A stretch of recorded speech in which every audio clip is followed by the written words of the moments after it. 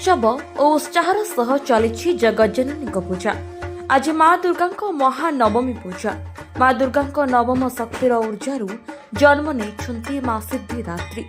सबु प्रकार सिद्धि को आशीर्वाद स्वरूप देउथिबा माँ महामाया को नवरात्रि महानवमी दिन उपासना कराए। ए दिन शास्त्रीय विधि विधान एवं पूर्ण निष्ठार सह साधना करने द्वारा नानादी प्रकार सिद्धि प्राप्ति हुए। मार्केंडेय पुराण अनुसार अणिमा महिमा गरिमा लघिमा प्राप्ति प्रकाम्या ईश्वत्व एवं बसित्व एही अष्ट सिद्धिर अधिष्ठात्री देवी होउछंती माँ सिद्धिदात्री। माँ सिद्धिदात्री भक्त एवं साधकों को एही सबु सिद्धि प्रदान करिबारे समर्थ थांती।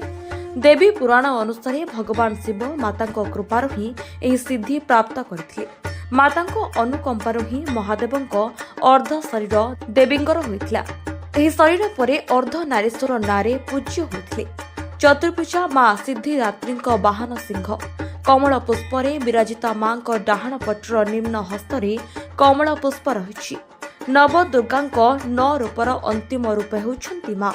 अष्ट दुर्गांको उपासना पश्चात माँ सिद्धिदात्रींको उपासना संपन्न करिबा परे भक्त नवदुर्गा को प्रसन्न करिथांती। लौकिक परलौकिक सब प्रकार कामनार पूर्ति होइଥାଏ। शास्त्र विधि विधान अनुसार अष्ट दुर्गांकर पूजा उपासना शेष करी साधक नवम दिन माँ सिद्धिदात्रींको उपासना कला परे माता पूर्ण उपासनार सकल सिद्धि प्रदान करिथांती। सकल कामना पूर्ण होइଥାଏ। माता भगवतींकर अखंड कृपा सदा सर्वदा प्राप्त होइଥାଏ। ध्यान स्मरण पूजन द्वारा आमको एही संसारर असारता बोध कराई वास्तविक परम शांति और अमृत पद प्राप्ति होइଥାଏ। नवमी तिथि माँ सिद्धिदात्री को पूजा करा जाए। सिद्धिदात्री शब्दर दुईटी अर्थ रही। प्रथम सिद्धिर अर्थ ध्यान एवं धात्री अर्थ जी प्रदान करे।